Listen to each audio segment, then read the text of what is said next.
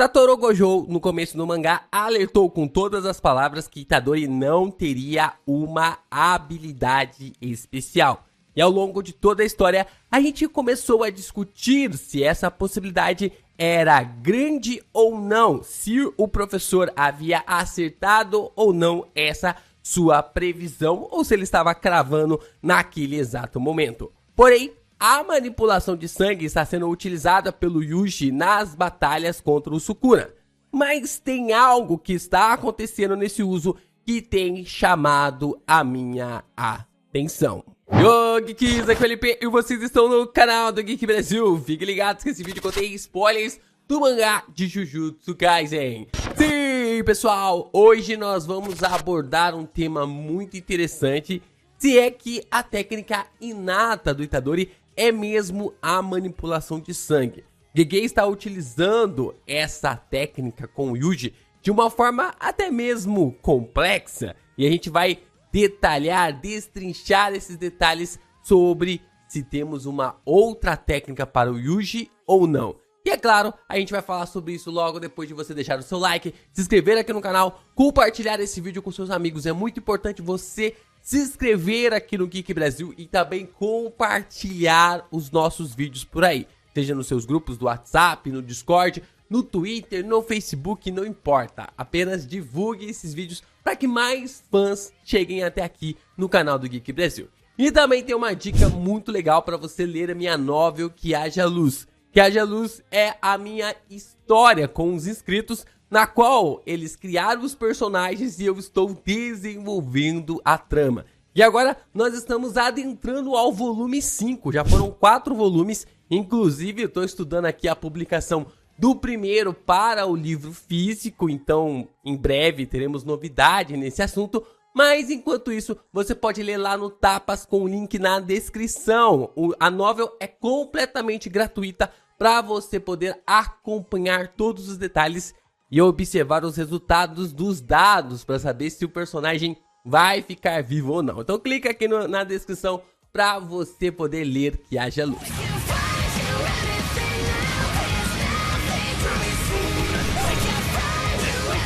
Desde o começo do mangá é marcado para nós que Yuji não teria suas próprias habilidades. Isso porque as técnicas inatas ou as técnicas herdadas são gravadas na alma do feiticeiro assim que ele nasce. A gente sabe através dos domínios inatos, depois da expansão de domínio, que tudo vem deste espaço, deste lugar. Que as técnicas estão gravadas dentro da alma dos feiticeiros e através disso que os feiticeiros conseguem utilizá-las. Isso é muito importante para a gente saber que o Itadori poderia ou não utilizar o seu poder naquele exato momento. Por isso que Itadori recebeu essa mensagem do professor. Se ele não havia manifestado seu poder ainda, isso quer dizer que ele não teria uma técnica. Satoru Gojo então acaba presumindo que o Yuji teria um destino muito parecido com o Yuta. Ele assimilaria as habilidades do Sukuna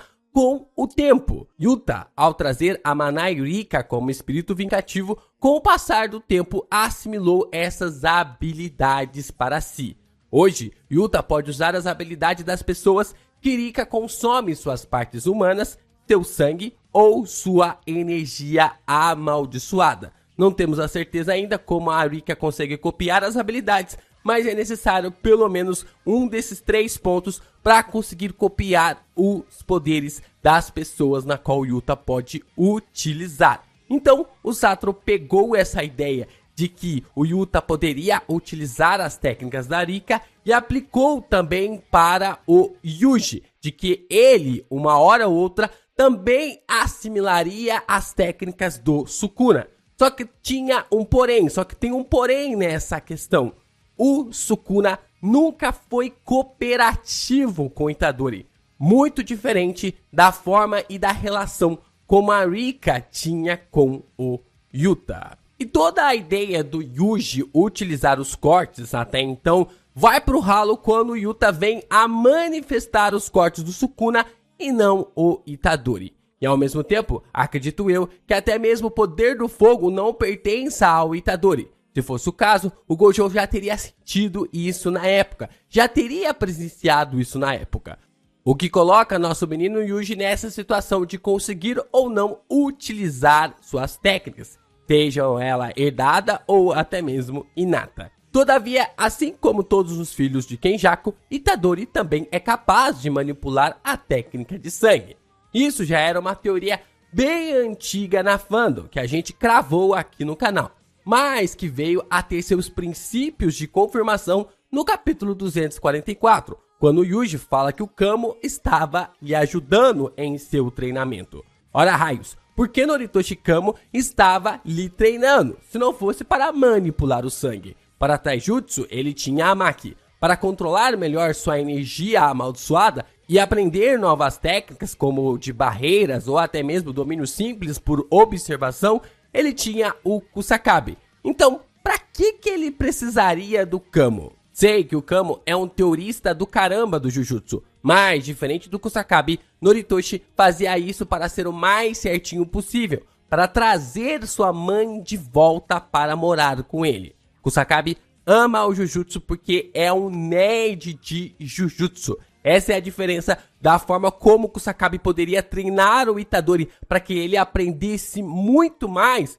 do que o Noritoshi. Então não faz sentido pensar que o Kamo ensinaria o Itadori da melhor forma possível para extrair a melhor situação. Então a única coisa que podíamos esperar era que Kamo estivesse mesmo ensinando o Itadori a manipular o sangue, visto que o Yuji até mesmo compara os ensinamentos de Noritoshi aos de Chozo, e as únicas coisas que eles tinham em comum era a manipulação de sangue. Só que então temos o capítulo 247. Neste capítulo vem a primeira utilização.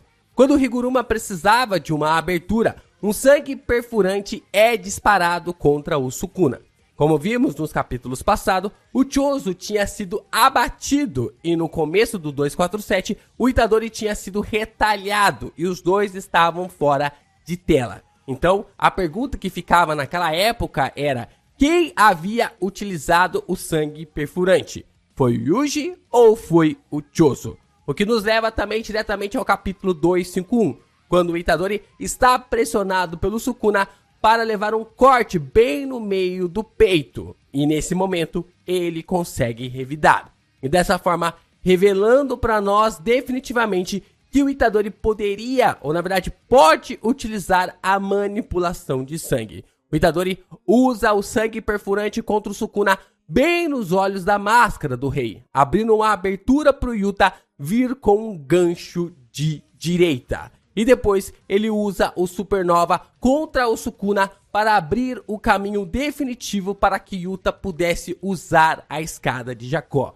Neste momento, estava mais do que claro que o Itadori havia aprendido a manipular o sangue. E assim como todos os filhos do Noritoshi Kamo daquela época, que na verdade era o Kenjaku, o Itadori também tem a capacidade de manipular o sangue e ao ponto de até mesmo evoluir como o maior manipulador até agora, que é o Chozo. E todas essas informações que nós abordamos nesse vídeo até então, abre duas questões pra gente. A primeira é que Satoru Gojo errou em dizer que o Yuji não teria uma técnica. É claro que foi um erro que não tinha como ele prever. Por algum motivo, por alguma razão, o Yuji não podia usar a manipulação de sangue desde que chegou à escola Jujutsu. Se a minha teoria estiver certa, que a gente lançou ontem aqui, e eu acredito que deu muito bom, muita gente acabou curtindo a ideia. Se minha teoria estiver certa, de que o Itadori precisa melhorar seu poder físico para melhorar sua energia amaldiçoada, e precisa melhorar sua energia amaldiçoada para melhorar o seu corpo físico através de um pacto celestial que o Kenjaku colocou dentro dele no seu nascimento, isso justificaria porque o Itadori demorou tanto para manifestar a manipulação de sangue. Isso justificaria porque o Itadori demorou tanto para começar a utilizar essa técnica, já que ele teve que passar pelo processo de melhorar o seu corpo físico para melhorar a sua energia amaldiçoada e vice-versa. E essa ideia do Gojo ter errado a técnica do Itadori, se ele teria ou não, fortalece outra teoria que eu tenho aqui no canal, de que tudo que o Gege faz o Gojo falar, ele coloca ao contrário, ele faz acontecer no mangá ao contrário. Esse é um ponto interessante, porque o professor realmente errou ao dizer que o Yuji não tinha uma técnica inata ou herdada dentro de si. Agora resta saber se o Yuji pode conseguir usar os cortes contra o Sukuna ou não, para saber se a fala total do professor para o personagem é totalmente uma inverdade. Esse é um ponto interessante para a gente prestar atenção em várias falas e várias características que o Gojo teve durante o mangá, na qual o Gege acabou invertendo. Principalmente quando ele acabou falando que iria vencer a luta contra o Sukuna e hoje está em uma situação extremamente complicada, se é que ele está entre nós ainda. A segunda questão que eu quero levantar aqui é que a técnica de manipulação de sangue do Itadori abre para mim que, estranhamente, esse não seria o poder principal do Yuji. Essa técnica não seria o poder principal do Itadori. Todos os feiticeiros, quando usam seus feitiços, dizem os nomes dos seus poderes. E assim a gente pode observar que todos acabam utilizando. Até mesmo o Yuji faz isso com o punho divergente ou com o Kokusen.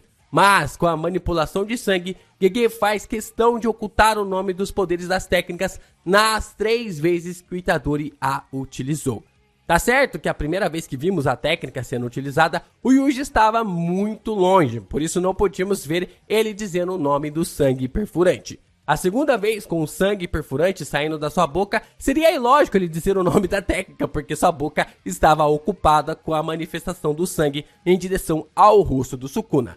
Agora, a terceira vez, o Itadori ele acaba explodindo o sangue perfurante no rosto do Sukuna usando o Supernova, mas ele não fala o nome da técnica. Por que isso? Por que o Itadori acabou fazendo a técnica do Supernova sem dizer o nome da técnica? Em vários momentos do mangá, até mesmo o Chozo, quando estava lutando contra o Itadori, ele utiliza os termos e a forma como isso é abordado durante o mangá. Essa é uma questão interessante a se pensar, de que talvez a manipulação de sangue do Itadori não seja a sua técnica final, aquela na qual chegará ao ápice do mundo Jujutsu em seus poderes. E eu levanto essa questão porque a técnica do retângulo mudo que o Sukuna usa para manifestar o poder do fogo tem as mesmas características dessa situação. O rei é o único a usar uma técnica sem nomeá-la, que é aquilo que teorizamos como sua verdadeira técnica. E olha só que coisa interessante, nem sempre o Sukuna nomeia os seus cortes na qual vai lançá-los. Não pode ser apenas uma coincidência essa construção do Itadori, da mesma forma como o Rei das Maldições utiliza as suas técnicas. É claro que eu espero que o Yuji possa utilizar a manipulação de sangue ao máximo. O único que pode fazer isso é ele, e espero que ele expanda o domínio dessa técnica, por mais difícil que pareça. Agora, a questão que fica é: será que o Itadori também tem a técnica do retângulo preto dentro de si, sem ser por assimilação com o tempo que passou com o Sukuna?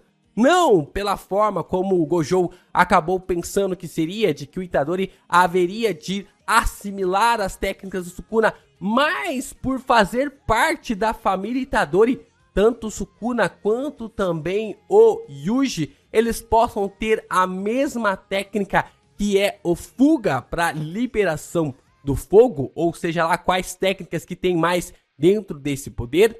E isso, é claro, é uma coisa a se pensar, visto que o Kenjaku escolheu a família Itadori para um propósito, para a forma de criar sua obra-prima para manifestar Ryomen Sukuna nesta nova era. E também é inegável o fato de que Itadori e Sukuna se pareçam tanto, até mesmo a tonalidade dos seus cabelos são idênticas. Até mesmo o penteado do avô do Itadori é usado da mesma maneira como o Sukuna utiliza. Essa construção do Yuji parecendo com o Ryomen não é à toa. Gege está apontando um caminho que vai explodir bem no meio da nossa cara quando essa revelação, quando essa conexão entre Itadori e Ryomen ficar muito evidente. Outra coisa que devemos evidenciar é que a família Itadori era uma família também que mexia com feitiçaria. Isso porque Kaori tinha uma técnica amaldiçoada, que era a antigravidade. Então, era impossível que o avô do Itadori e Jin não soubessem desse tipo de poder, não soubessem de tipo de situação em que estavam se metendo. O que abre a possibilidade de que Kaori e Jin fossem da região de Hokkaido. Olha só, nós voltando para essa região novamente aqui nos vídeos. Já que os feiticeiros parecem não conhecer a linhagem dos Itadori. Isso é um ponto muito importante aqui pra gente frisar, porque lá em Jujutsu Kaisen Zero, quando acontece a treta com o Getou, o próprio diretor Yaga pede para os feiticeiros de Hokkaido vir fortalecer eles no combate contra as maldições e os feiticeiros que eram aliados ao Getou. Mas, de alguma forma, seria também estranho pensar que os feiticeiros não saberem da família Itadori, não saberem também da família, da linhagem da Kaori, eles morando ali perto de Tóquio, mostraria para nós uma certa divergência na história, o que poderia ser justificado através de que suas ações ficavam para lá da barreira de Tengen. Por isso que o Gojo e também os demais não tinham certo contato com essa linhagem. Por isso que também não conheciam tanto a linhagem da Kaori quanto também da família Itadori. Mas depois que Kenjaku supostamente matou Kaori e Jin, o vô do Itadori deve ter trazido ele para Sendai fugindo do local. O que nos leva ao capítulo 160, onde o Kenjaku parece assumir estranhamente a personalidade de Kaori. Estranhamente, Kenjaku colocou alguns não-feiticeiros para fora da barreira de Sendai e agradeceu a Sasaki por ter cuidado do seu filho. Esse tratamento é bem diferente do que vemos o Kenjaku tendo com o Itadori na presença do Choso. Fica essa questão do porquê que o Kenjaku acabou tratando o Itadori como uma coisa, quase ali como um nada perante o Choso. Se era apenas para provocar o seu filho mais velho, ou se a personalidade da Kaori se manifestou neste capítulo 160, no começo do capítulo 160, que é muito estranho, da forma como o Kenjaku acaba agradecendo as ações da Sasaki naquele momento. Então, dá até para questionar, teorizar alguns pontos que vão além sobre este funcionamento. A gente pode observar que, mesmo com a morte do Kenjaku, ainda existem coisas na relação dele com o Itadori que está em aberto. E esse é o ponto que Gege vai usar para conectar a origem do Itadori com o Sukuna, a provável origem dos dois personagens de uma forma a ser conectadas. Se isso for confirmado, Gege vai levar o Itadori ao máximo, vai levar ele ao extremo para conseguir despertar o mesmo poder que o Sukuna tem. Quem sabe o nosso personagem, o nosso protagonista, finalmente consiga utilizar o Fuga e também esse retângulo preto.